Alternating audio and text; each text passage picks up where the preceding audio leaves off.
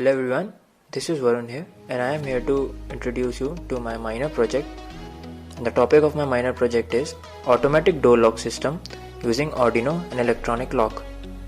So here we begin. Okay, here we start our project. So here we have our LCD where we can see it shows enter password, and we have a reset button over here.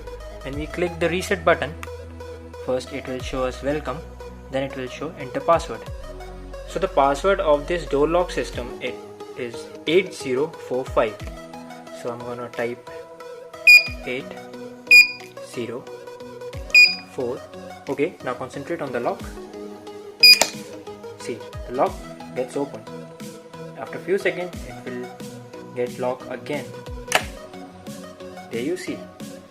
And now if we press the wrong password, for example,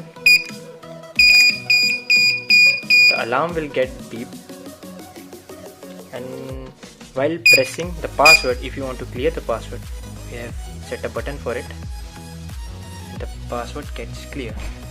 So this is our project. Thank you so much. खत्म.